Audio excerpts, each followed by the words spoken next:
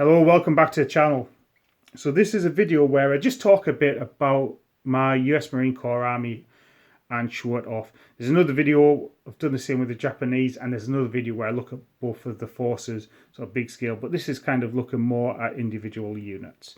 And I've got my new turntable so I can get up close with the miniatures as well. You can see off the paint, see the paint jobs better. So what we have in front of us is a basic building block for the US Army Marine Corps. So this is a squad. So the Army was based around fire teams. So the fire team, as a basic tactical unit, was 4 men with a bar rifle. Browning automatic rifle, that's what the bar stands for. So whenever I'm building a squad, it's three squads was the sort of proper 3 fire teams in a squad was a proper size with an NCO. So, but whenever I'm building a squad, I'm going to build it either multiples of 4, so I can really bake that fire team into the organization. And actually, the American Special Rules Fire and Maneuvers is if you're moving, the rifles and carbines and the bar don't suffer the -1 penalty to hit when moving. Certainly when I've played, that's been really useful. The Japanese, we've played a couple of games in the Pacific now, the Japanese keep on coming through their special rules, and the Marines are using maneuver to try and put distance behind the Japanese or advance so the weapons are more effective shooting at them. And that's a really interesting game, and it really change it up. Now what you will see with my Marines is I've gone for a slightly different colour scheme. I've not really gone for the normal olive drab, and I've showed this off before, but I really liked that shade of green for my Marines.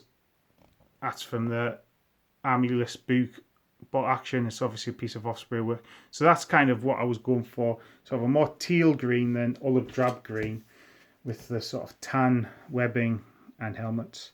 I always paint eyes on my men. They do look a bit mad and staring at times, but when you've seen what these guys have seen, who can blame them? So that's my basic Marine squad. And again, one of the things I do is when I'm planning my squads is I'll try and put a lot of laid down or kneeling guys together to be kind of one static squad, and then the guys which are stood up and more moving as the other squads. So let's spin it round. Where possible, I also like to throw in some sort of veteran squad to the army. So what I've got here is some of the Metal Merrill's Marauder miniatures. And what I do is use these as a veteran squad or raiders or something like that. Because of the head swap system, I was able to swap some of the heads out for plastic Marine Corps ones. I actually quite like the hats on here. Look very maritime to me. The uniforms look very ragged.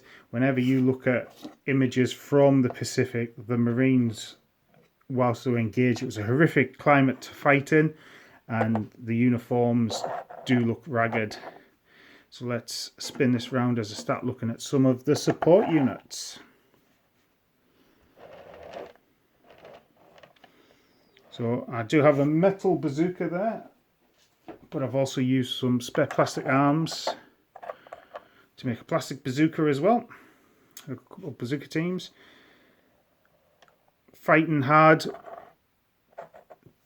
Burning Japanese out of objectives. Got my flamethrower. And his attendant has got a shotgun for some extra close range action. Have a mortar and machine gun team there. Now one of the things I am going to be doing is adding more rocks to the bases. And that's just simple slate that I've smashed up. I'll glue it down, and that'll give more of a barren look to the terrain.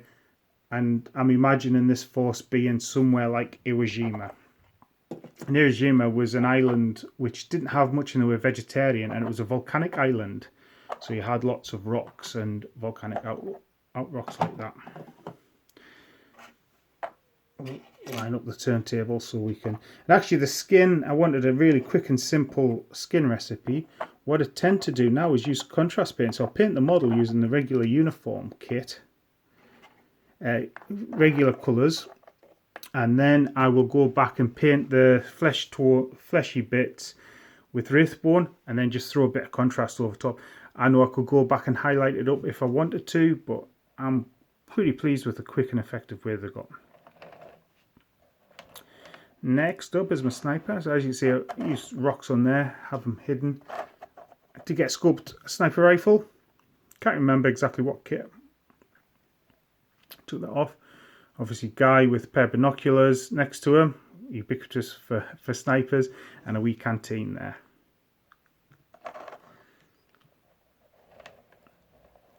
Next up is the medic, and normally I try and put some patches on my medic, the Red Cross, but on this guy I haven't. One of the things the Japanese did was target the medics, so medics would actually take off their iconography. So he's got his medic's pouch underneath his arm, he's got a water canister there so he can give water to the wounded. Also give him full backpack again, so he's got more kit with him. This was the model that came free with the Pacific Island Palau book. A wee dog. It's quite fun to paint up. I have a spotter. So one of the American special rules is you can call in 2 airstrikes a turn if you've got an air spotter. So as you see there, I've got a wee map painted on a wee island base there. Oh, island base, island map. Just pretty simple colours on, pretty pleased with it. And finally my command. And yeah, I know they should just be wearing normal marine helmets, but I hadn't used these hats, and I thought I'd have them stand out. If I really wanted to, I could be another spotter and I could throw a couple of spare marines into this guy. So the last thing to show off is my tank. He's going to drive around backwards, but you'll see why in a minute. So you see, I've actually just cut some lollipop sticks to shape, painted it Wraithbone, and chucked some wood wash over the side of it to give it some wooden armour. Now what they did in the Pacific was put wooden armour on the side to stop magnetic mines attaching to them. And you see as well, I've really muddied up, made it look really muddy, Pacific mud, island mud. And finally a bit of Battle and Betty's tank name. So yeah, that is my Marine Corps Army. What it's based around is I have 3 full squads, so the 2 mandatory plus an optional 1. I do have some extra Marines which form another small squad as needed.